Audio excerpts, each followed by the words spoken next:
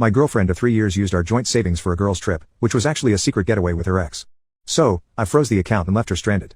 I've been sitting on this story for a while now, trying to process everything that happened. It's been about 6 months since this crap storm went down, and I think I'm finally ready to talk about it. Fair warning, this is going to be a bloody novel, so grab some popcorn. TLDR at the bottom for the lazy people. Some background: I'm 28M, work as a software engineer at a mid-sized tech company in Seattle. I was in a relationship with Katie, 29F, for almost 3 years. We met at a friend's housewarming party back in 2020 during those weird COVID times when people were just starting to have small gatherings again. I wasn't even planning to go, but my buddy Jake practically dragged me there after I'd spent weeks coding in isolation. Thank God he did, or so I thought at the time. Katie and I hit it off immediately. She was gorgeous, funny, worked as a marketing manager, and seemed to have her crap together. The conversation just flowed, you know? None of that awkward first meeting bullcrap. We exchanged numbers, went on our first date a week later, and things just clicked. By month 3, we were basically living together at my place, and by month 6, we officially moved in together. We had this cozy 2-bedroom apartment in Capitol Hill with this tiny balcony where we'd have coffee every morning. Rent was ridiculous, because Seattle, but we split it 60-40 since I made a bit more than she did. She brought her fat orange tabby cat named Milo who, I swear to God, was plotting my murder every night. That cat would literally sit on my chest at 3 a.m. and just stare at me. Katie thought it was hilarious. I got used to it eventually, and a little demon and I formed a reluctant truce after I started being the one to feed him. Things were good for the most part. We had our routines, weekend brunches at this little spot called Glows where they make these insane eggs Benedict, hiking trips around Mount Rainier when the weather allowed, and Sunday night TV marathons where we'd binge whatever show we were into. We went through all of Breaking Bad for her first time, and she was pissed at Walter White by the end. It was adorable. About a year and a half in, we started talking about our future. The where is this going conversation, you know? We both agreed we wanted to eventually buy a house, maybe in one of the suburbs like Bellevue or Redmond where you can get a bit more space without selling a kidney. So we opened a joint savings account and started putting money aside every month. The plan was to save for 2 years to have enough for a decent down payment. Everything seemed perfect. Looking back now, that should have been my first warning sign. Nothing is ever that perfect. Around the 2.5-year mark, things started to change. Little things at first, so subtle I convinced myself I was imagining it. Katie started being weirdly protective of her phone. She'd take it with her everywhere, even to the bathroom. She'd turn it face down whenever I was nearby. If I walked into the room while she was texting, she'd quickly switch apps. Red flag number 1, but I ignored it because I didn't want to be that guy, the jealous, controlling boyfriend who demands to see his girlfriend's phone. I'd been with someone like that before I met Katie, and I swore I'd never become that person.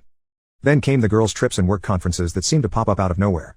Katie had always been social, but suddenly she was gone every other weekend. When I asked for details, she'd get defensive. What, do you need to know my every move now? She'd snap. No? Just curious where my girlfriend is disappearing to all the time? Is that so crazy? I should mention that Katie had this close group of girlfriends, Mandy and Tara, who she'd been friends with since college. They were cool, and we'd all hang out sometimes for game nights or backyard BBQs. Mandy was married to this dude Rob who was a bit of a tool but tolerable in small doses. Tara was perpetually single and always had wild dating stories that Katie would relay to me afterwards. So when Katie started mentioning these frequent girls' trips with Mandy and Tara, it seemed plausible enough. They'd done weekend getaways before. But something felt off about it this time. About 6 months ago, I was checking our joint savings account, which by now had about $28,000 in it, not a fortune but not nothing either, especially in this economy, and noticed a withdrawal of $3,000. My stomach dropped. We never took money out of that account. That was our house fund, our future. I waited until Katie got home from work, trying to stay calm and not jump to conclusions. Maybe there was a good explanation. Hey babe, what's up with this $3,000 withdrawal from the savings account? I asked, keeping my tone casual. Katie barely looked up from her phone. Oh yeah, I booked a girls' trip with Mandy and Tara, she said, like it was nothing. Like taking $3,000 from our joint savings without discussing it was just a normal Tuesday. I stared at her, trying to keep my voice steady. The girls' trip? You didn't mention you were taking money from our house fund for that. She rolled her eyes, actually rolled her eyes at me, and said, I didn't think I needed to give you a play-by-play of my plans. That hit me like a punch to the gut. This wasn't about her plans. This was about our money. Money we'd both been saving for our future. That's a lot of money, Katie. And we're supposed to be saving for a house, remember? She looked at me like I was being ridiculous. We'll make it back. Relax. It's not the end of the world. I wanted to argue more, but she was clearly done with the conversation. She grabbed her phone and went to take a shower, leaving me sitting there, confused and hurt. But I bit my tongue and let it slide. Maybe I was overreacting? Maybe she did deserve a nice trip with her friends? We'd been saving for so long, and she worked hard. But that night, I couldn't sleep. Something about the whole situation felt wrong. Katie was already asleep next to me, her phone charging on her nightstand. I'd never gone through her phone before. Never. I'd always believed that privacy and trust were the foundations of a healthy relationship. But sometimes you just know when someone's lying to you. So I did it. I picked up her phone and punched in her passcode, her birth year, which hadn't changed since we started dating, not very security conscious for someone dating a software engineer, right? And there it was. A whole thread of texts between her and someone saved as Mike. I didn't know any Mike in her life. As I scrolled through the messages, my blood ran cold.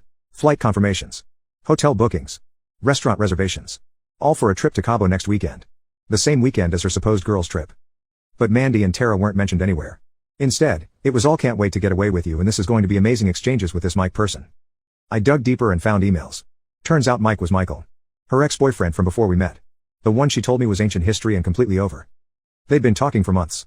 Planning this whole thing behind my back. Using our money to fund their little getaway. My head was spinning. I wanted to wake her up right then and confront her, but something held me back. A cold, calculating part of me that I didn't even know existed wanted her to feel the same panic I was feeling. So I put her phone back, laid down, and pretended to sleep while planning my next move. The next morning, I kissed her goodbye as she left for work, like nothing was wrong. "Looking forward to hearing all about your girls' trip," I said, forcing a smile. She seemed relieved that I wasn't still hung up on the money issue. "Thanks, babe. It'll be fun to get away for a bit, but I'll miss you," she said, actually kissing me on the lips before heading out the door. The bloody audacity, right?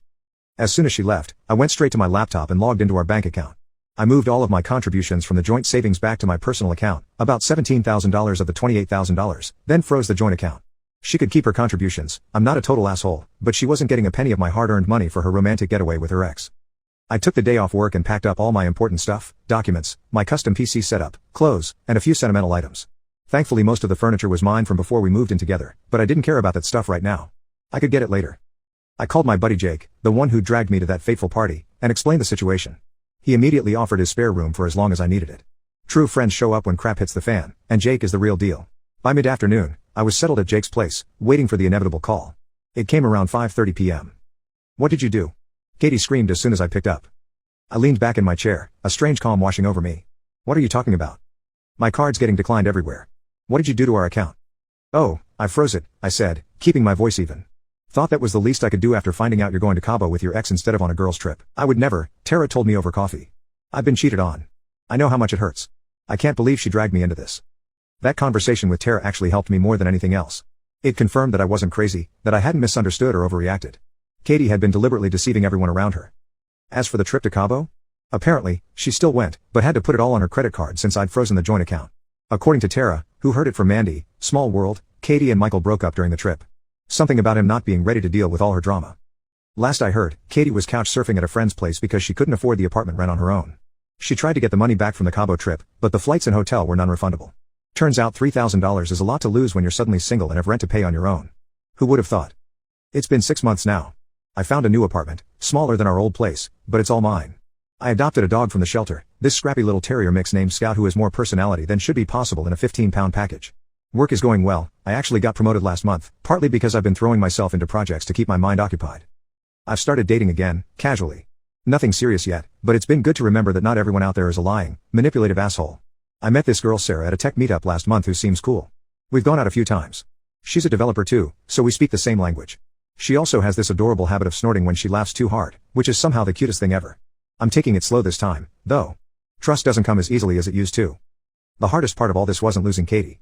It was realizing that the person I thought I knew never really existed. She'd been wearing a mask the whole time, and I was too blind to see it. But here's the thing, people will show you who they are eventually. You just have to pay attention. And when they do, you can either ignore it and keep hoping they'll change, or you can do what I did, walk away.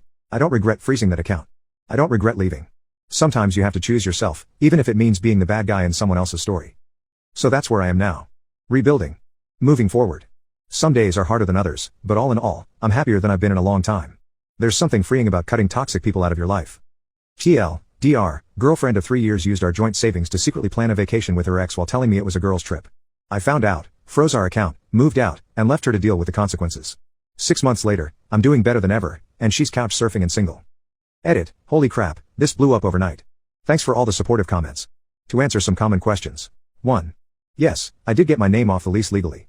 Paid a fee but worth it. 2. The bank let me freeze the joint account because both of us had equal authority over it.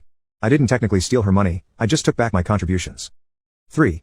No, I never had any suspicions about Katie and Michael before this. She had told me they broke up amicably years ago and rarely spoke. Clearly that was bullcrap. 4. For those asking about Scout, here's a pic of the little terror destroying his favorite toy. Just kidding, can't post pics here. 5. And yes, Sarah knows the whole story. I believe in being upfront about baggage. Edit 2. Thanks for the awards, kind strangers. Never expected this to resonate with so many people. For those going through something similar, it gets better, I promise. Cut the toxic people out and don't look back. Has anyone else had to rebuild trust after being betrayed like this? How did you move on without becoming paranoid in new relationships? That's the part I'm still working on. Silence.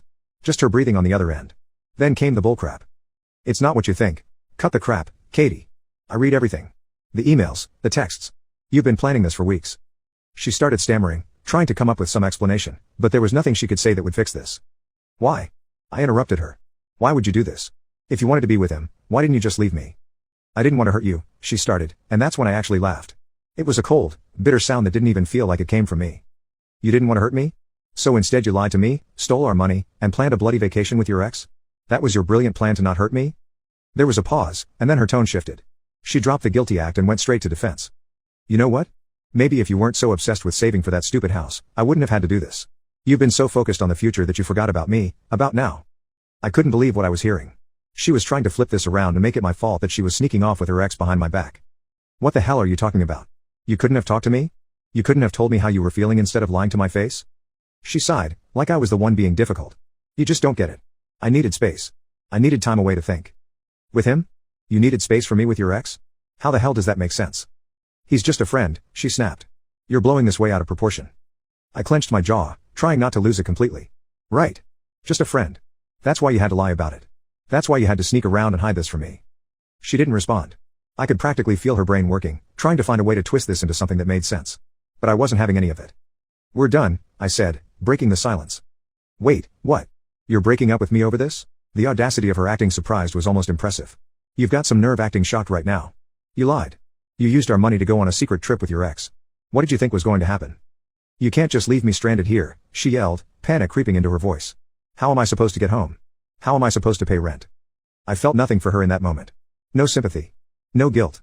Just ice-cold clarity. Not my problem, I said. You made your choices. Now deal with the consequences. I hung up before she could say another word. The days that followed were a blur. I went back to the apartment when I knew she'd be at work and got the rest of my stuff. I had already arranged to stay at Jake's until I found a new place. I officially got my name off the lease, had to pay a fee, but worth it, canceled all the utilities that were in my name, and changed my Netflix password. Petty, I know, but she'd been using my account for 3 years. I blocked her on everything, phone, social media, email. I wasn't about to give her any more access to my life. I was done. Jake was awesome through all of this. He'd been through something similar a few years back, so he knew exactly what I was going through. We'd stay up late playing Call of Duty and drinking beers, and for a few hours, I could forget about the whole mess.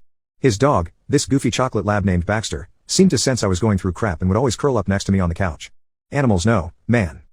About 2 weeks later, I found out through our mutual friend group that Katie was telling people I had abandoned her.